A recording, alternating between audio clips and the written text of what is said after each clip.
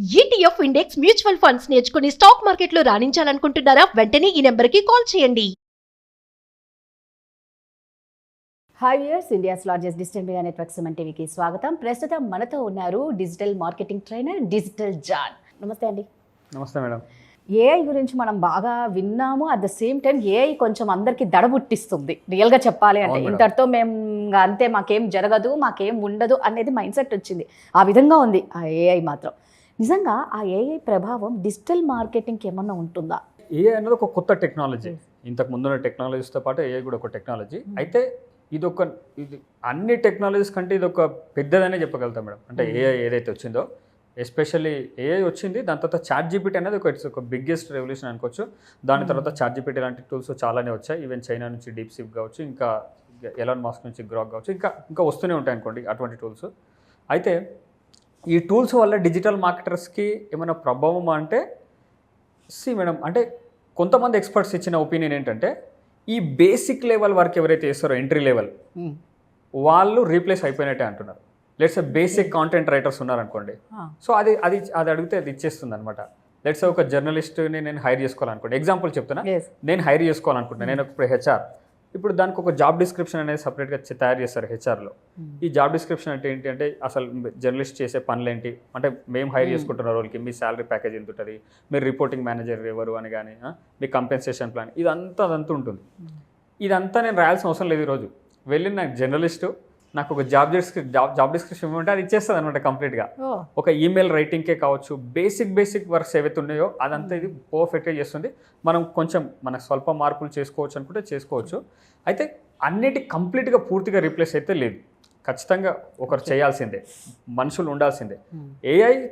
ఏఐతో చేయించడానికైనా ఒక మనిషి ఉండాలి, మనిషి ఉండాల్సి ఉంటుంది అనమాట.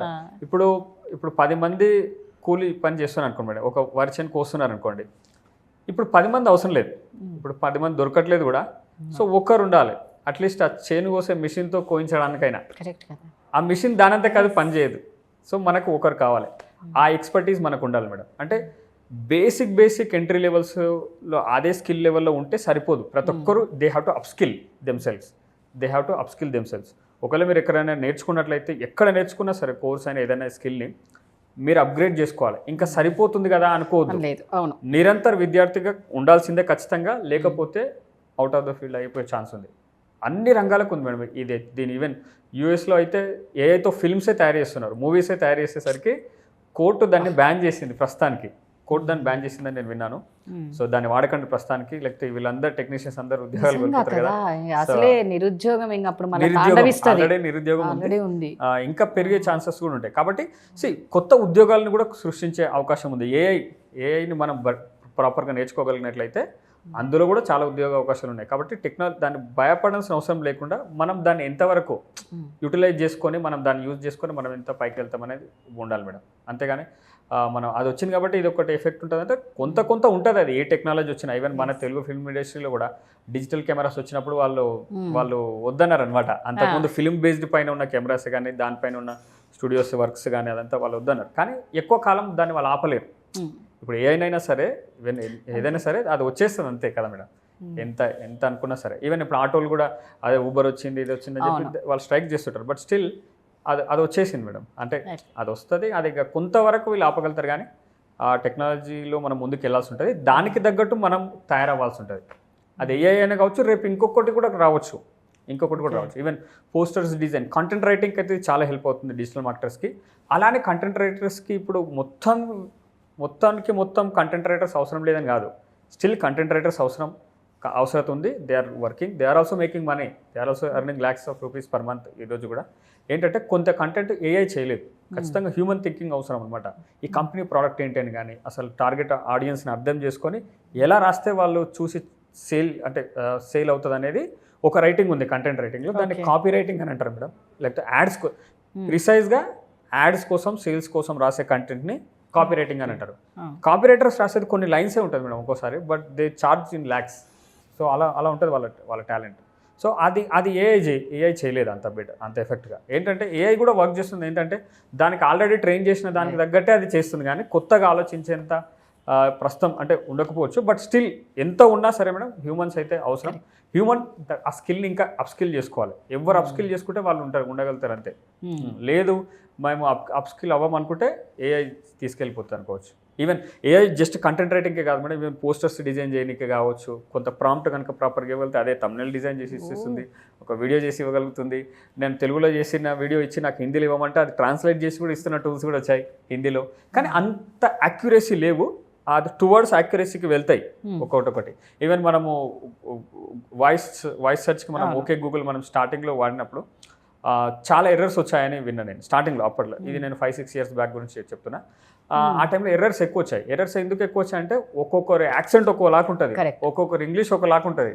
సో అది విని దాన్ని ట్రైన్ చేశారనమాట. ఇగో ఇది అన్నట్టుగా మన ఇండియన్స్ యాక్సెంట్ ఒకలాగా ఉంటుంది.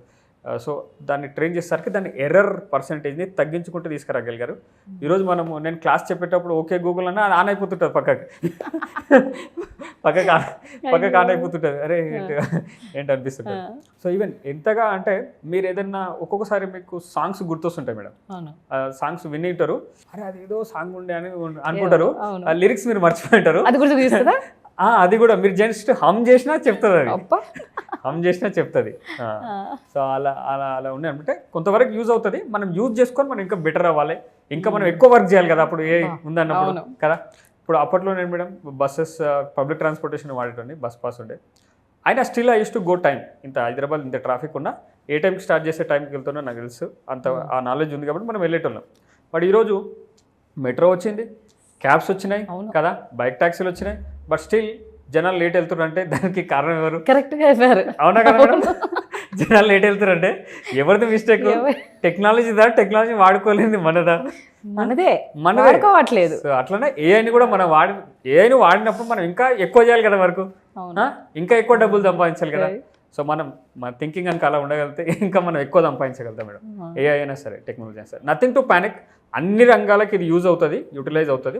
మన రంగానికి మనం ఎట్లా యూజ్ చేసుకొని మనం ఇంకా ఎట్లా డెవలప్ అవుదాం అన్నట్టే ఉండాలి. ఈవెన్ ఫోటోగ్రఫీ రంగంలో కూడా రీసెంట్గా సెంథిల్ గారిని ఎవరు అడిగారు, సరే ఏఐ వస్తుంది కదా, ఏఐ వస్తుంది అంటే అది ఇంకా డెవలపింగ్ స్టేజ్లో ఉందని చెప్తున్నాను అనమాట. వాళ్ళు స్టిల్ వాళ్ళ కెమెరాస్ అంతా రెగ్యులర్గానే జరుగుతున్నాయి. ఏఐని వాడుకొని ఇంకా బెటర్గా చేయగలుగుతారు. కొంత అసిస్టెన్స్ అయితే ఉంది, కొన్నింటికైతే ఇంకా ఎక్కువ అసిస్టెన్స్ కూడా ఉంది మేడం. కొన్నిసార్లు మేము సోషల్ మీడియాలో పోస్టర్స్ డిజైన్ చేస్తాం మేడం, దానికి క్యాప్షన్ రాయాలి కింద ఏదైనా షేర్ చేయడానికి. ఆ ChatGPT లాంటి టూల్స్కి ఆ పోస్టర్ అప్లోడ్ చేసి ఈ పోస్టర్ని నేను సోషల్ మీడియాలో షేర్ చేయాలనుకుంటున్నా, దీనికి ఒక అదే క్యాప్షన్ ఇవ్వండి అంటే అది బెటర్గా ఇస్తుంది. మంచిగా కంటెంట్ రైటర్ రాసి ఇచ్చినట్టే ఇస్తుంది, విత్ ఎమోజీస్తో సహా ఇస్తుంది, ఎమోజీస్తో పాటు విత్ హ్యాష్ట్యాగ్స్తో సహా ఇస్తుంది. మనం అంటే తక్కువ టైంలోనే మనం ఇంకా ఎక్కువ చేయొచ్చు అనమాట మేడం. అదే అనమాట. సో మనం కొంత లేజినెస్ని పక్కకి పెట్టగలిగితే ఇంకా ఎక్కువ ప్రొడక్టివిటీ మనం పెరుగుతుంది. And nothing to panic.